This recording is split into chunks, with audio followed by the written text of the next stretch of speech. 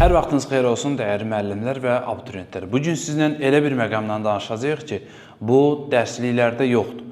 Ayrıca mövzu olaraq keçilmir. Hər mövzunun içərisində də buna aid bir məsələ var və hər bir imtahanda soruşulan məqamlardan biridir və əsasən də səhvimiz elə məhz bu yerlərdə çıxır. Ona görə bu danışacaqlarımı yaxşı-yaxşı diqqətlə izləyin, qeydləri götürün ki, testlərdə səhvləriniz olmaz. İstər müəllim imtahanda, istər blok imtahanda, istər buraxılış imtahanda demək olar ki, hər yerdə soruşulan bir məsələdən danışacağıq.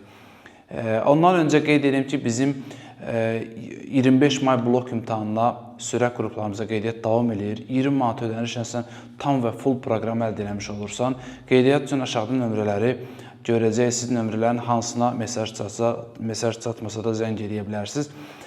Bundan əlavə, bizim Azərbaycan ədəbiyyat müəllimləri üçün sürət qruplarımızın inşallah bir neçə gün dərslərə başlayacaq. Həftədə 5 dəfə canlı yayımdır. Bütün proqram, bütün sınaqlar hamısı bura daxildə A-dan Z-yə təkrar edəcəyik və eyni şeylər həm də ibtidai sinif müəllimləri üçündür. Onlar üçün də əlaqə nömrələrini aşağıda görəcəksiniz. Başlayaq. Danışacağımız məsələ nədən ibarətdir? Müstəqil cümlə üzvü olmaq və ya olmamaq. Məsələn, söz verir, mətin verir, 2 misra verir, 1 misra verir, hər hansı bir cümlə verir. Deyir ki, verilmiş nümunənin təhlili ilə bağlı doğru fikirləri müəyyən edin. Və orada bir söz çıxır və həmin sözü yazır ki, müstəqil cümlə üzvüdür və yaxud müstəqil cümlə üzvü deyil. Bu müstəqil sözdə biz çox çaşdıra bilir. Nə deməkdir müstəqil cümlə üzvü olmaq və yaxud cümlə üzvünün tərkib hissəsi olmaq? Baxın, cümlə üzvü olmaq və ya cümlə üzvünün tərkib hissəsi olmaq. Cümlə üzvü, məsələn, bir söz mübtədadırsa, tutaq ki, dostum gəldi. Gəldi kim? Dostum, düzdürmü? Dostum ayrıca bir cümlə üzvüdür. Yəni, müstəqil cümlə üzvü. Müstəqil nə deməkdir? Ayrıca, azad, sərbəst deməkdir. Düzdür? Gəldi də xəbərdir, feillə ifadə olunub. Feil ayrıca sərbəst müstəqil cümlə üzvüdür. Həmçinin burada da dostum eyni vəziyyətdədir. Düzdür? Mübtədadır. İndi yazıram belə. Mənim dostum gəldi. Gəldi yenə də müstəqil cümlə üzvüdür. Bəs indi soruşuram, mübtədanın ifadə vasitəsi nədir? Mübtədanın ifadə vasitəsi artıq əvəzlidir, deyə bilməzsən. İsimdir, deyə bilməzsən. Deyəcəksən ki, söz birləşməsidir. Yəni, isim birləşmədir. Bu o deməkdir ki, sən desən ki, əvəzlik müstəqil cümlə üzvüdür, xeyr. Çünki yəli-yalı özdə müəyyən yəli-yalı sözü müstəqil cümlə üzvü deyə bilməyəcəksən. İndi qoşmalı filan deyilsə, xəbərdə filan deyilsə. Və görsən, mənim sözü burada tərkibdir. Yəni, müstəqil cümlə üzvü olmamaq adətən nədə baş verir? Ya söz bir ismi birləşmənin asılı və ya əsas tərəfində olur və ya ortada olur. Mənim sevimli dostum, yəni üçüncü nöqtənin söz birləşməsinin tərkibində daxil olmuş söz kimi olur. Ya məsdər, feil, sifət, feili bağlama tərkiblərinin tərkibində olur. Bu şəkildə baş verə bilir. Yəni belə, ancaq qarşınıza bu şəkillərdə çıxa bilər. Yəni ehtiyatlı olun. Qısası, müstəqil cümlə üzvü olmamaq dediyimiz ən çox bu məqamlarda qarşımıza çıxır. Və biz bunları gəlin nümunələr üzərində bərkidək, möhkəmlədək ki, sonra bu problemlərlə üzləşməyiniz. İndi, əvəzli müstəqil cümlə üzvüdür? Xeyr. Dostum sözü müstəqil cümlə üzvüdürmü? Xeyr. Çünki dostum sözü müstəqil cümlə üzvüdürsə, deməli, dostum ayrıca mübtədadır. Düzdür? Mənim onda nə olacaq ayrıca? Heç nə olmaz. Deməli, bu cümlənin mübtədası mənim dostumdur. Yəni, isim birləşmədir. Keçək digər nümunələr. Deyirəm ki, birinci gün hamı sevindi. Sevindi kim? Hamı. Nə vaxt sevindi? Birinci gün. Bəzən yanlışlıqla bu cür təhlillər hansı gün? Birinci gün. Neçənci gün? Birinci gün. Neçənci sualını verir bu birinciyə. Vəssalam, elə bilir ki, bu birinci təyindir. Günə də nə deyəcəyini bilmir və bu vəziyyətdə nə etmək lazım? Əgər biz bir cümlə üzvünü, yəni bir sözü digər sözdən ayırırıqsa, bir söz birləşməsi, yəni birinci növü biz ayırırıqsa, o zaman asıl tərəfə sual verdiyim kimi əsas tərəfə də sual verə bilməliyəm. Yəni burada sən birinciyə bəli, asanın neçənci deyə bilirsən, amma günə sual verə biləcəksənmi, sual verə bilməyəcəksən. Ona görə nə deməlisən? Bəli, nitq hissəsi olaraq burada birinci sayı var, gün ismi var, amma biz bilirik ki, sıra sayları zaman məzmununu isimlərə birləşərək bütöv bir cümlə üzvünü, yəni zərfliyi əmələ gətirir. Birinci gün, hamıca nə vaxt? Birinci gün. İndi sizdən nə istəyə bilər?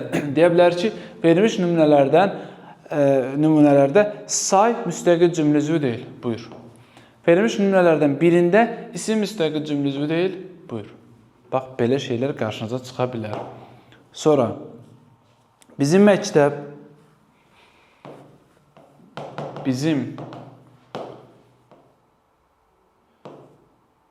neysə, yazamadım. Yəni, məktəb sizə yaxındır. Nə? Məktəb, hara sizə? İndi gəlin baxaq, burada məsələ nədir? Sual deyə bilər ki, cümlədə şəxs əvəzliyi, gəlin bunu belə deyək, daha rahat izah eləyəcək, bura yaxındır. Bizim məktəb bura yaxındır. Nə məktəb? Hansı məktəb? Bizim məktəb. Hə. Əvəzli müstəqil cümlə üzvüdür. Müstəqil cümlə üzvüdür? Bəli. Hardan bilirəm? Demişik ki, əgər bizim sözündən sonra gələn məktəbdə, sözündən sonra gələn isimdə mənsubiyyət itərsə, bu zaman biz əvvəlki sözü ayrıca təhlil edə bilərik. Çünki burada olsa imiz, mən o bizimi dəyişib, sizin edə bilmərəm. Sizin məktəbimiz yaxın da olmaz. Amma desə ki, məsələn, imiz yoxdur burada. Hə, bizimin yerinə asanla sizin qoya bilərəm. Sizin məktəb bura yaxındır. Hansı məktəb? Sizin məktəb. Deyə bilirəm. Deməli, burada şəxs əvəzliyi müstəqil cümlə üzvüdür. Amma desə ki, bizim məktəbimiz sizə yaxındır, bura yaxındır, burada bura yaxındır yazılsa, burada şəxs əvəzliyi artıq bu cür təhlil olunacaq. Deməli, nə və yaxud hara? Bütöv mübtəda. Artıq burada bizim sözü müstəqil cümlə üzvü olmayacaq. Əsas məsələ burada imizin olmasına bağlıdır. İmiz burada varsa bütöv cümlə üzvüdür. Ayrıca nitq hissələri ayrıca cümlə üzvü deyil. İmiz burada olmasa, deməli artıq bir yarımlıq qalır, yəni yarımçıqlıq olur, tamlıq olmur və bizim sözü burada olur ayrıca təyin. Sonra biz şəhərə çatanda kimsə yox idi.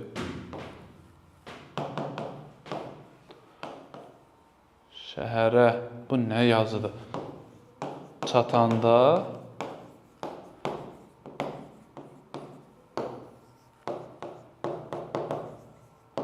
kimsə yox idi, yoxsa kimsə yox idi? Kimsə yox idi olmalıdır. Kimsə heç kimdir, kimsə biridir. Ona görə düzgün oxunuş belə olmadı. Biz şəhərə çatanda kimsə yox idi. Belə olmalı düzgün oxunuşu.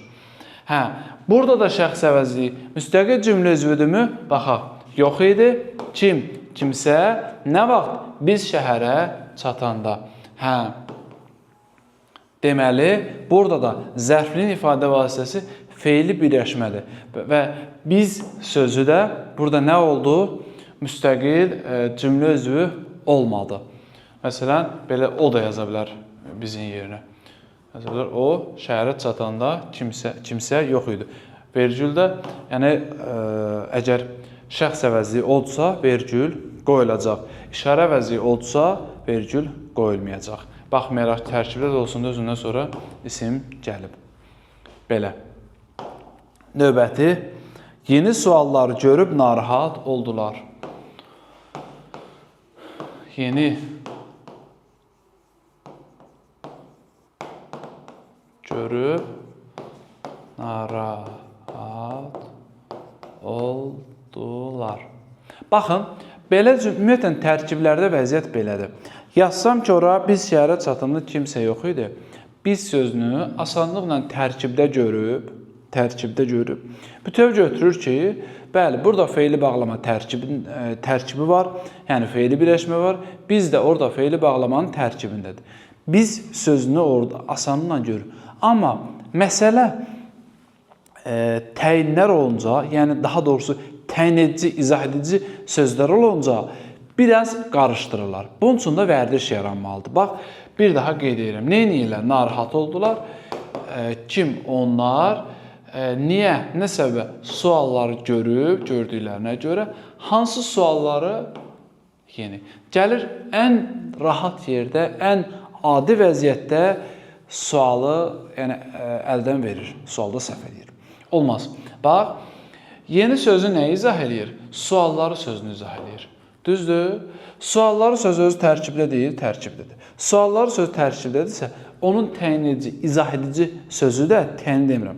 İzah edən, onunla yanaşma əlaqəsində olan, onu izah edən söz, o da tərkibdə olacaq. Yəni, biz şəhərə çatana deyəndə, biz necə tərkibə girirsə, sualları sözü, görübün necə tərkibinə girirsə, yeni də o cür tərkibə girəcək. Qısası, məstər, feil, sifət, feili bağlama tərkibindən təyin çıxarmaq olmaz. Aydındır mı? Deməli, bu cümlədə yeni sözü, yeni sifəti təyin vəzifəsini deyil. Yəni, müstəqil cümlə üzvü deyil. Belə. Sonra bunu başqa cür verə bilər. Deyə bilər ki, yeni yazmaz, yazar eyni. Eyni sualları görüb. Bu da eyni nədir? Əvəzi idi. Deməli, təyin əvəzi idi. Təyin əvəzi eyni müstəqil cümlə üzvüdürmü? Xeyr, müstəqil cümlə üzvü deyil. Birində yenini verər, birində eyni verər. Buyur, xüsusiyyətlərini müəyyən elə. Bax, belə suallar qarşınıza çıxa bilər. Bilin ki, onları da tərkibə daxil edib təyin götürməmək lazımdır. Sonra binanın zirzəmisində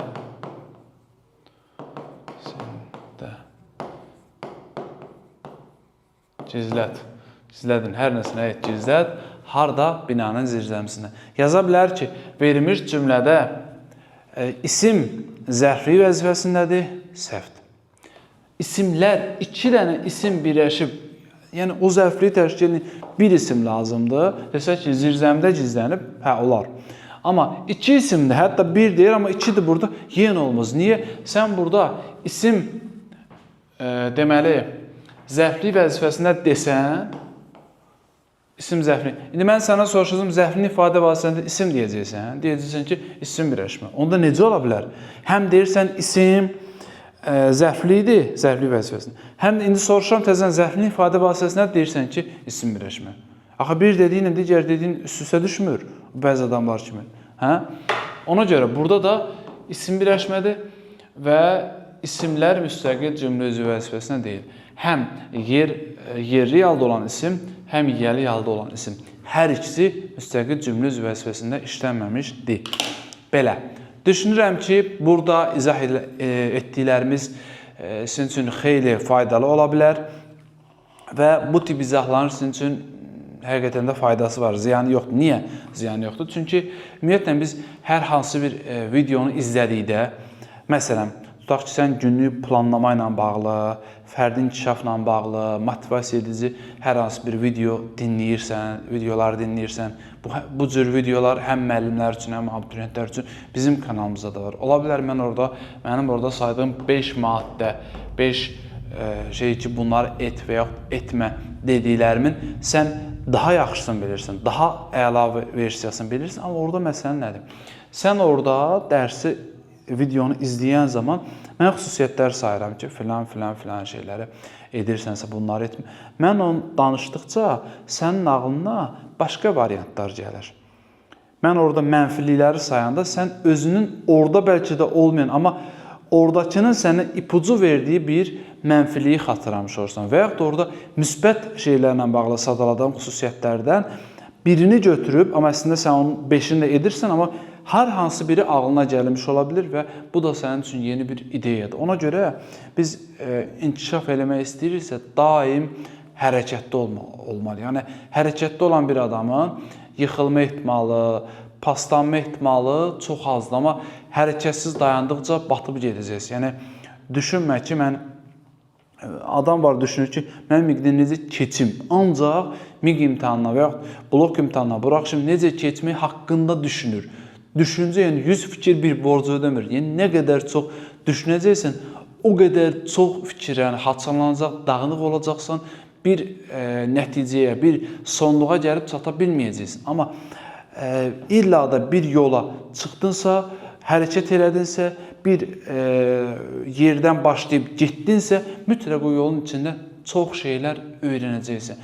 Mən ilk videolarımı çəkəndə görmüsünüz hansı vəziyyətdə, mikrofon yox, lövhə bərbad, səs keyfiyyəti yox, izah o qədər kamil deyil. Amma mən oturub birinci planımı qursaydım ki, mən bu yaxşı olmalıdır, bunu, yəni kim əminliklə deyə bilər ki, mən o birinci mövzunu izah edəndə qalan hər bir şeyi bilirdim. Xeyr, bilmədiyim şeylər də ola bilər. İndi də bilmədiyim şeylər var.